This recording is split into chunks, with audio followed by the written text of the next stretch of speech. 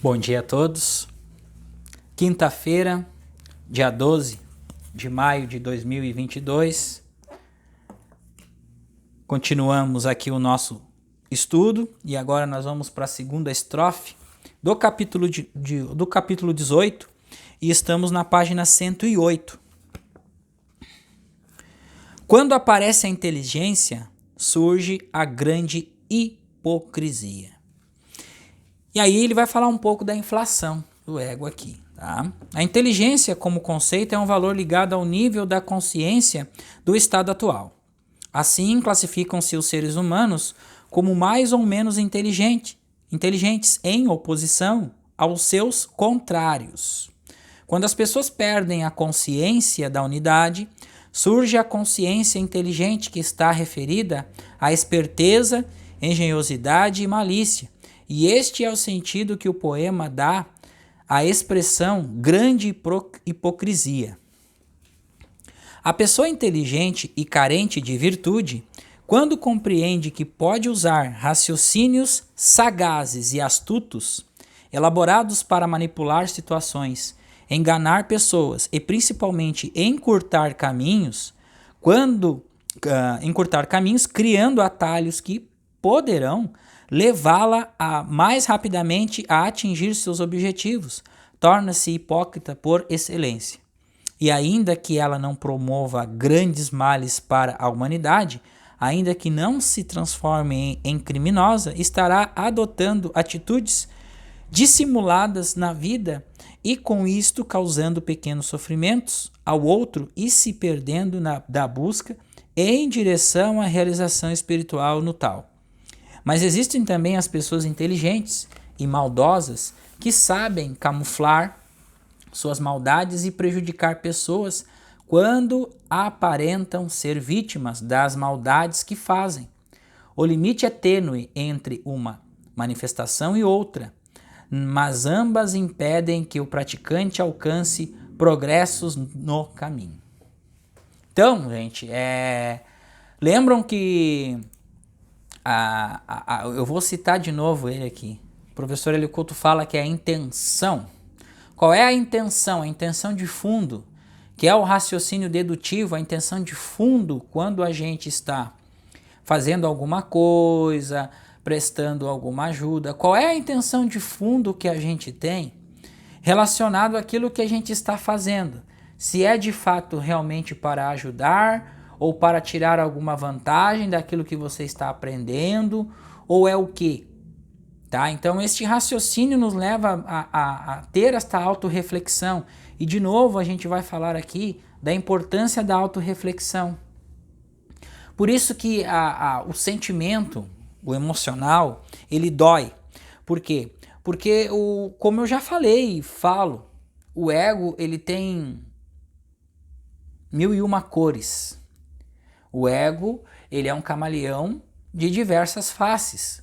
Então, ele vai se camuflar lá naquele coitadinho, naquela pessoa que quer sua atenção, ele vai camuflar naquele cara inteligente ou na pessoa inteligente. Então, são várias faces que o ego tem de trazer atenção para si, para a sua autorrealização dos seus interesses particulares.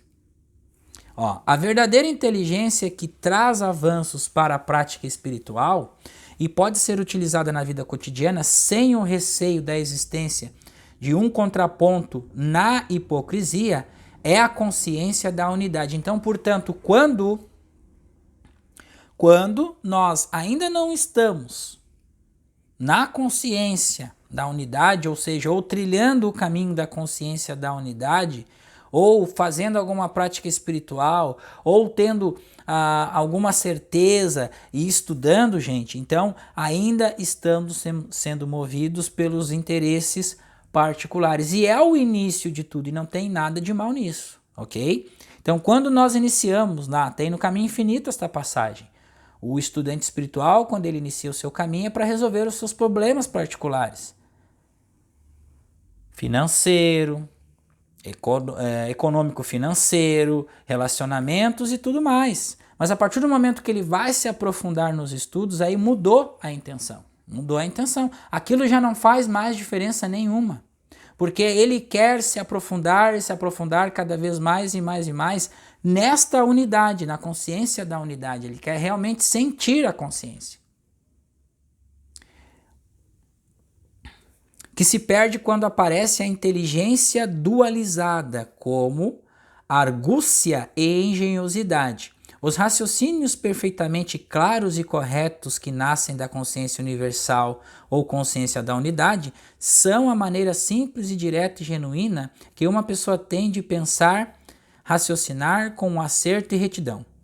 Uma resposta natural da contemplação que faz do mundo por inteiro. De modo oposto, a natureza interior engenhosa provocada provocada artificialmente pela inteligência dualizada representa a falta de sinceridade e de naturalidade, porque no nível da dualidade, para uma pessoa receber um benefício, alguém necessariamente precisará perder algo. E é neste ponto que se esconde sua hipocrisia ou falta de sinceridade, uma qualidade que irá deter o seu progresso na prática espiritual. Então, e o que a gente conclui aqui nesta estrofe, esses ensinamentos? O mundo, gente, ele já está na decadência total da prática espiritual, correto? Então a roda inverteu. Então a frequência do planeta Terra ela foi aumentada N vezes para que se retorne a praticidade, ou seja, o comportamento humano dentro da prática espiritual.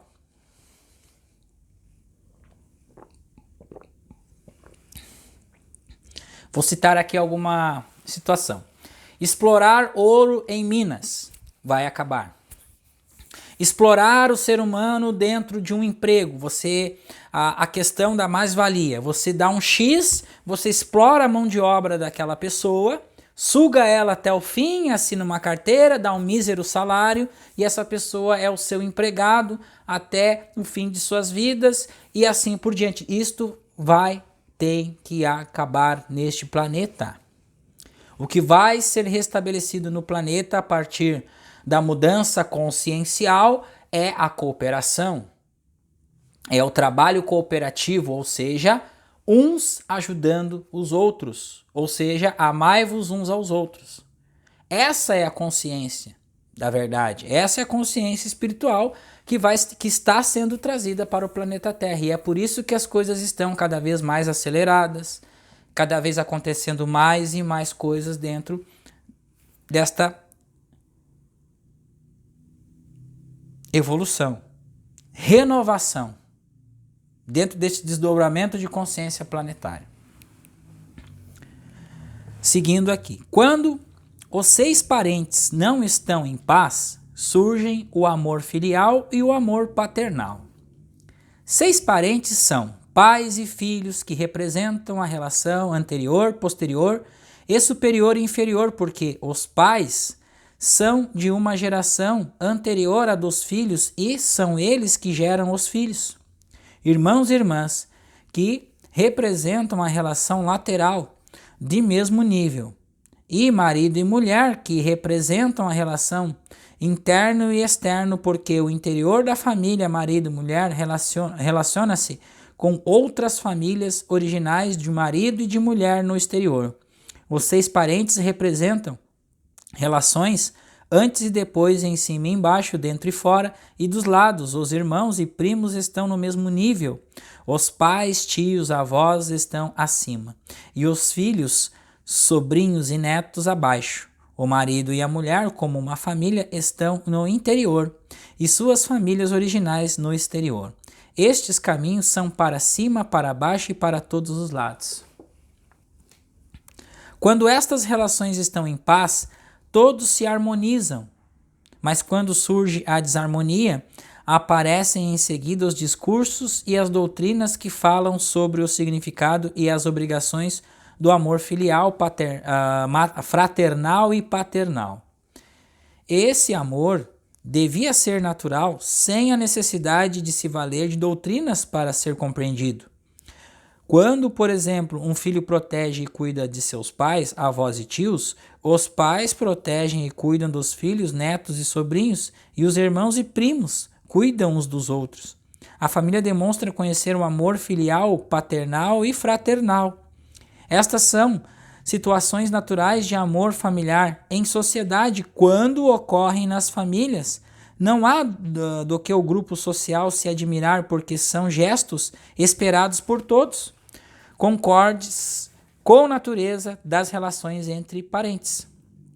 No entanto, se começam a surgir cobranças a respeito destes cuidados e há necessidade de se debater na sociedade ou comunidade o significado dos conceitos de amor filial, paternal ou fraternal, para se criarem regras definindo estes valores, isso é uma indicação de que os sentimentos que deveriam ser naturais já deixaram de ser expressos na sociedade. Surge então o amor artificial, o resultado da perda da paz entre os 6 parentes. Então, é isso que acontece na nossa vida, né, irmãos? Sem muitas delongas aqui, sem muitas linhas de raciocínio dentro das famílias, é isso que realmente acontece.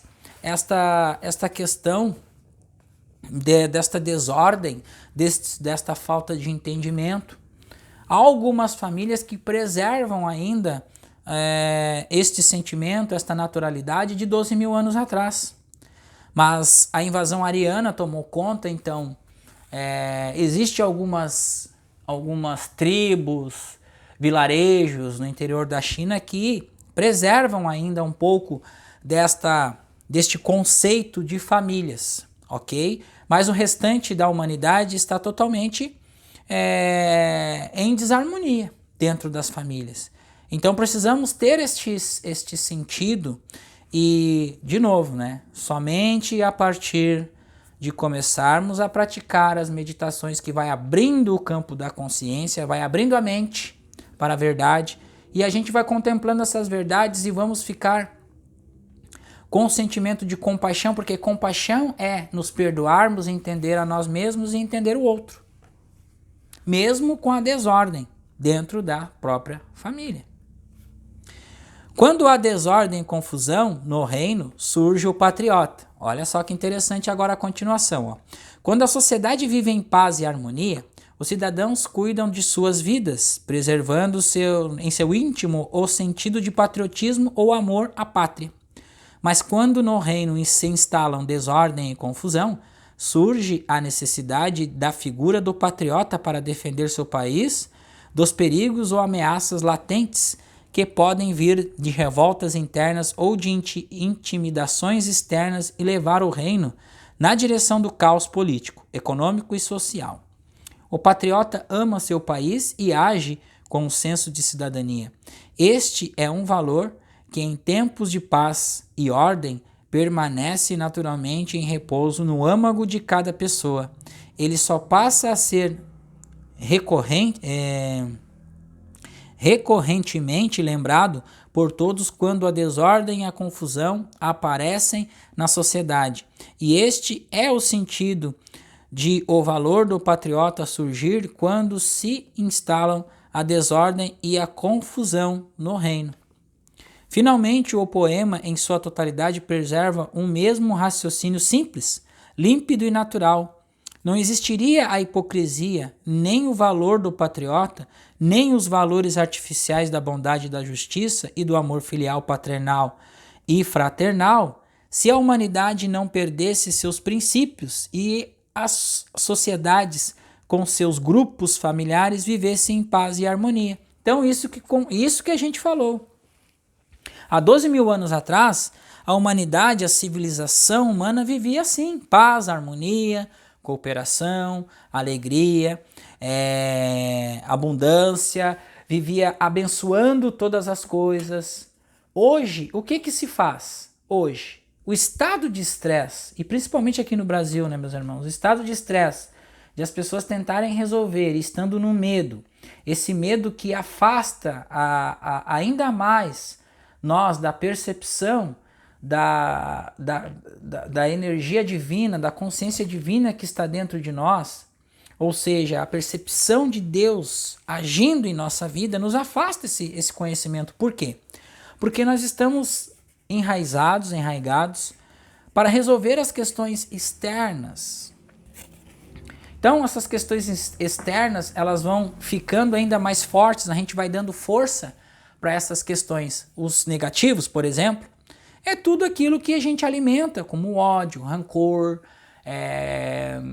desilusão, baixa da frequência, nós baixamos a frequência e aí nós nos conectamos, nós vamos dar comida para os negativos, que é o ego, a gente vai inflando este ego. E este ego ele vai se fortificando e vai se fortificando em sua estrutura de conceito e conhecimento. Agora, quando nós fizemos o caminho do tal, o caminho contrário a isso, lógico, nós vamos ter um embate inicial, o conflito, a dor, um sentimento de indignação, por que isso era assim, por que você não soube disso antes. Então você vai trabalhar isso em sua consciência, trazer esse estado de relaxamento, esse estágio de conexão primeiro com o seu corpo, mente e espírito, corpo, mente e espírito. Uma atividade física, respirar, sentir o ar entrando nas narinas, saindo pela boca, o pulmão trabalhando, seu intestino, a sua fauna intestinal funcionando bem, você fazendo uma boa alimentação, uma alimentação energética também é muito importante. Então você começa a cuidar de você, você começa a se amar. Ame seu próximo como a si mesmo. Então você vai começar a praticar isso em você, você vai começar a sentir isso, você vai começar a perceber que isso dá certo e dá resultado, porque a partir do momento que você troca a consciência, você troca a manifestação das coisas, e você começa a perceber uma certa paz, uma certa tranquilidade, e isso é confiança no invisível infinito. E você vai se deixando levar pela prática diariamente. Você nem vai perceber o estado de consciência em que você estava para o estado de consciência que você está atualmente. Somente quando você parar e fizer uma autorreflexão. Como que você era quando você começou a estudar e praticar e como que você está agora, neste exato momento? Qual o nível de entendimento que você tem em relação à vida externa, humana e à sua própria vida interior, ou seja, aquilo que você sente dentro de você em relação às coisas manifestas. Então você vai perceber uma unidade de tudo. Então é isso que vai acontecendo, passo a passo com a nossa vida, a gente vai evoluindo, a gente vai ganhando conhecimento, só que este conhecimento vai virando em sentimento, vai virando em confiança no invisível infinito.